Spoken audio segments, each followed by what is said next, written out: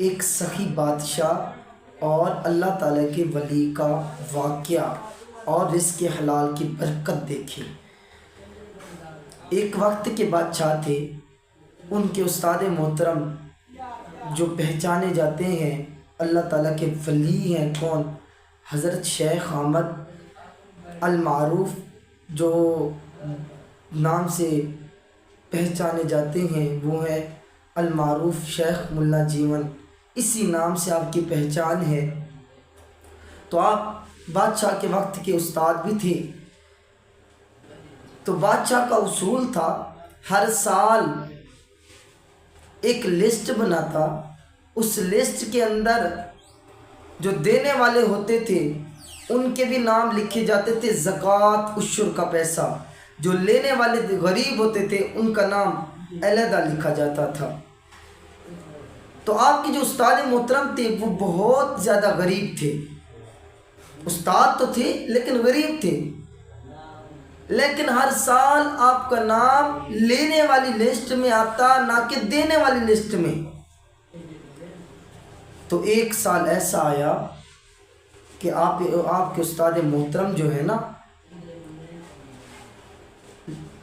لینے والی لسٹ میں ہر سال آتے، تو بادشاہ نے ایک دن لسٹیں چیک کی تو آپ کا نام دینے والی لسٹ میں آ چکا تھا، یعنی زکوٰۃ دینے والے، عشر کا پیسہ دینے والے، اللہ کی راہ میں پیسہ خرچ کرنے والے، ان کی لسٹ کے اس لسٹ کے اندر ان کا نام آ گیا۔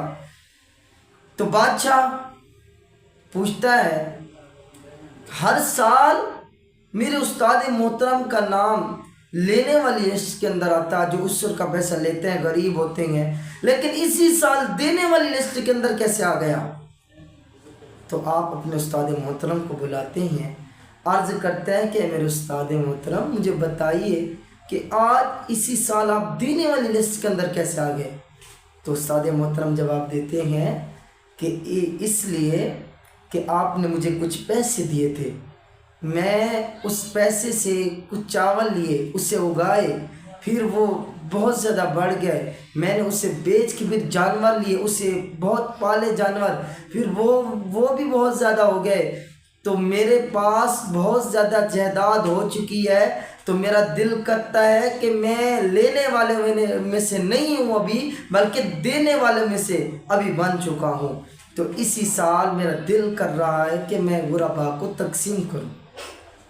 تو آپ حیران ہو گیا بادشاہ، کیوں کون سا پیسہ تھا جو میں نے استاد محترم کو دیا؟ تو اتنا مال ان کے پاس آ گیا، برکتیں آ گئیں۔ تو آپ ایک شخص کو بلاتے ہیں، ایک شخص آپ کے جو قریبی ہوتا ہے ہمسایہ، اس کو بلاتے ہیں، فرماتے ہیں کہ زندگی کے اندر تیرے بادشاہ کہتا ہے زندگی کے اندر کبھی پریشانی ہوئی ہے، آئی ہے تیرے اوپر؟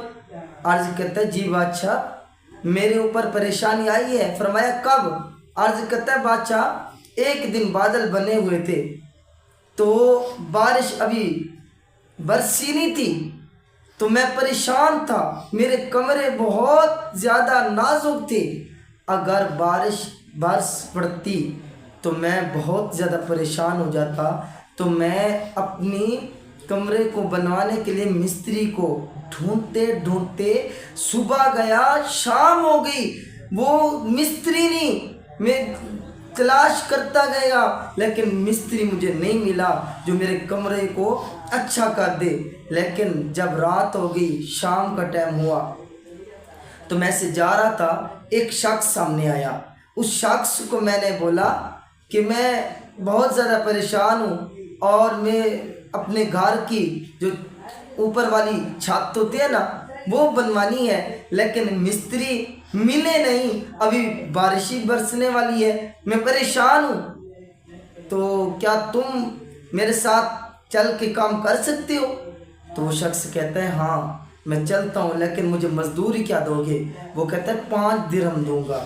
وہ 5 میں بات ختم ہو گئی، اس پہ راضی ہو گئے۔ تو وہ شخص بادشاہ کو اپنا حال سنا رہا ہے، جب لے کے گیا نا تو چھت بنا دی، اچھی طرح کمرہ بن گیا، بارش آنے سے پہلے تو اسے 5 درہم دے دیے اس شخص کو جو اس کے ساتھ کام کرتا گیا۔ تو جب گیا نا اپنے پاس چلا گیا، فرمایا اس دن میں پریشان ہوا، اسی دن سے مجھے اب تک کوئی پریشانی نہیں آئی۔ تو بادشاہ کہتے ہیں یاد رکھ، جو تیرے ساتھ کمرہ بنوایا، چھت اچھی کرائی، وہ میں ہی تھا۔ یعنی میں اپنی سلطنت کے اندر ایسے گلیوں کے اندر پھر رہا تھا، کوئی میری سلطنت کے اندر پریشان تو نہیں ہے۔ تو اسی وجہ سے میں اپنا بیس بدلا کے تیرے ساتھ کام کرتا گیا، تجھے معلوم نہیں تھا میں تھا۔ فرمایا تو نے جو 5 درہم دیے تھے، اس 5 درہم کو میں نے اپنے استاد محترم کو دیے، وہ استاد محترم میرے اس 5 درہم سے کاروبار کیا، وہ اتنا بڑے مالدار بن گئے کہ ابھی زکوٰۃ دینے والے میں سے ہو گئے، عشر اور اللہ تعالیٰ کی رضا میں خرچ کرنے والے میں ہو گئے۔ تو یاد رکھیں، خدا را رزق حلال کمانا سیکھے۔ اسی واقعے سے پتہ کیا چلتا ہے؟ رزق حلال کمانا سیکھے۔ جب رزق حلال سیکھ لیں گے کمانا تو یاد رکھیں ہمارے پیسوں میں برکت، ہماری اولاد میں برکت، ہمارے گھروں میں بھی برکت ہوگی، پھر اللہ تعالیٰ کے ہر طرف سے مدد ہی مدد ہوتی۔ جزاک اللہ خیر۔